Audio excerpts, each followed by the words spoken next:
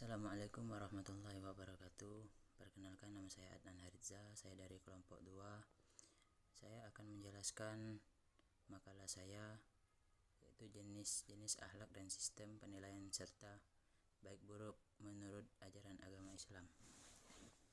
Dosen pengampu Pak Mukti Ali, MPDI. Baiklah, langsung saja. Di sini saya akan menjelaskan yang pertama, yaitu yang judulnya sistem penilaian akhlak. Sistem penilaian akhlak ini terbagi menjadi 5. Yang pertama sistem ahli sunnah, dan yang kedua sistem Mu'tazilah, dan yang ketiga sistem Jabariyah, yang keempat sistem Qadariyah, dan yang terakhir sistem Sufiyah. Baiklah, di sini saya akan menjelaskan yang pertama, yaitu sistem ahli sunnah. Ahli sunnah wal jamaah mempunyai arti ahlu, yang bermakna golongan, dan as-sunnah bermakna segala sesuatu yang dinukil dari Nabi Muhammad SAW.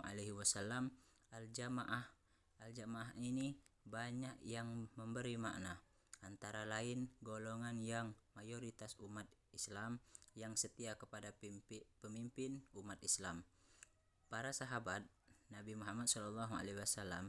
Jadi arti dari ahlus sunnah wal jamaah adalah golongan yang berperang teguh pada Al-Quran, sunnah Rasulullah SAW, dan kesepakatan para Mu'tazilah, para mujtahid.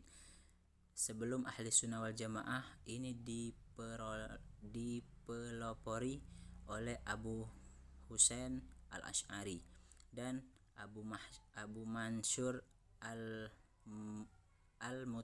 al-Maturidi. Mereka membagi kajian ilmunya dengan cara mengali dari Al-Quran, hadis, ijma' dan qiyas. Segala awamir yang dima'rufkan Allah Subhanahu wa taala adalah baik, dan segala nawahi yang dimunkarkan Allah Subhanahu wa taala adalah buruk.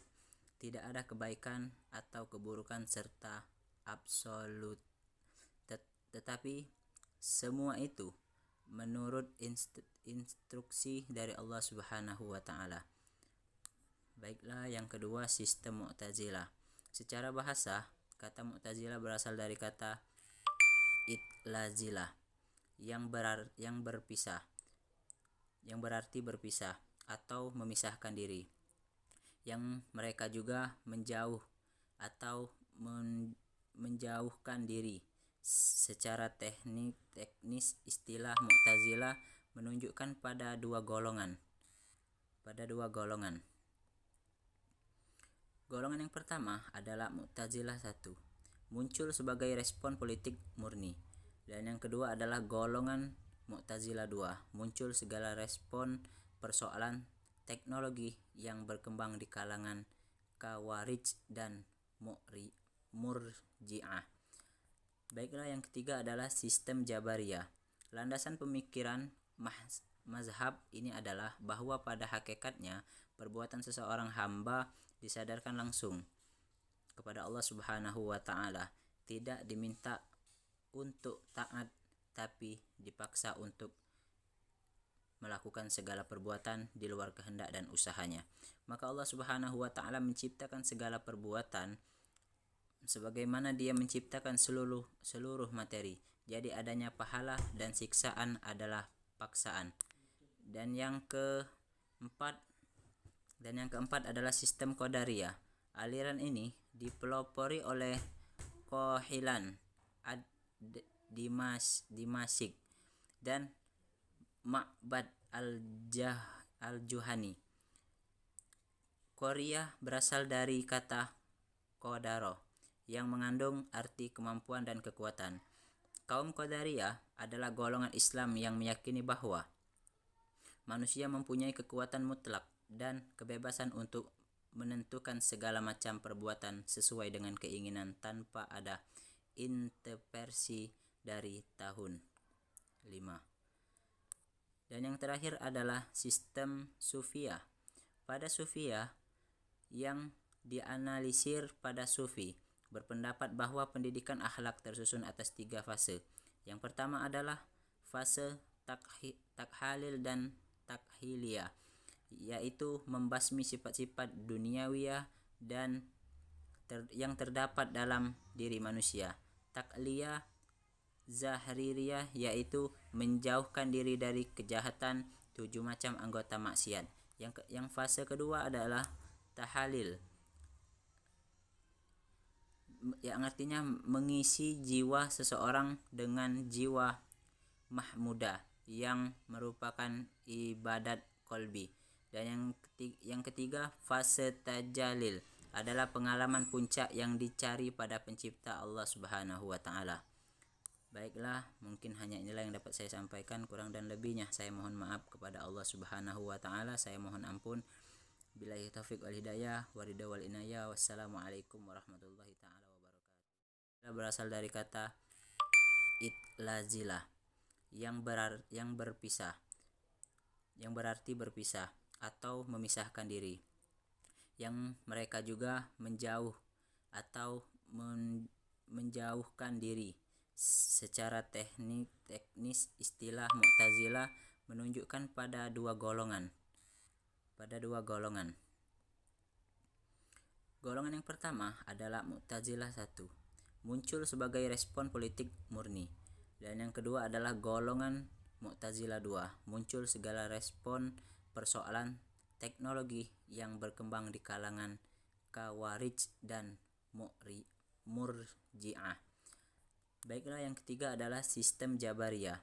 Landasan pemikiran mazhab ini adalah bahwa pada hakikatnya perbuatan seseorang hamba disadarkan langsung kepada Allah Subhanahu wa taala, tidak diminta untuk taat tapi dipaksa untuk melakukan segala perbuatan di luar kehendak dan usahanya.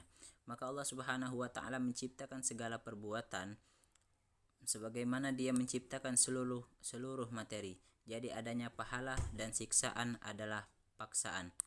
Dan yang keempat adalah sistem Qadariyah.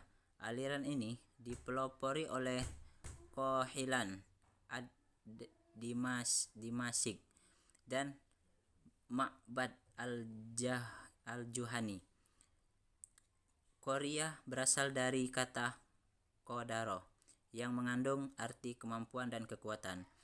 Kaum Qadariyah adalah golongan Islam yang meyakini bahwa manusia mempunyai kekuatan mutlak dan kebebasan untuk menentukan segala macam perbuatan sesuai dengan keinginan tanpa ada intervensi dari tahun 5. Dan yang terakhir adalah sistem Sufiyah. Pada Sufiyah yang dianalisir pada Sufi berpendapat bahwa pendidikan akhlak tersusun atas 3 fase. Yang pertama adalah fase takhalil dan takhiliyah, yaitu membasmi sifat-sifat duniawiyah dan yang terdapat dalam diri manusia. Takliyah zahririyah, yaitu menjauhkan diri dari kejahatan 7 macam anggota maksiat. Yang fase kedua adalah tahalil, yang artinya mengisi jiwa seseorang dengan jiwa mahmudah yang ibadat kolbi. Dan yang ketiga fase tajalil adalah pengalaman puncak yang dicari pada pencipta Allah Subhanahu wa taala. Baiklah, mungkin hanya inilah yang dapat saya sampaikan, kurang dan lebihnya saya mohon maaf kepada Allah Subhanahu wa taala, saya mohon ampun. Billahi taufiq wal hidayah, waridha wal inayah. Wassalamualaikum warahmatullahi taala.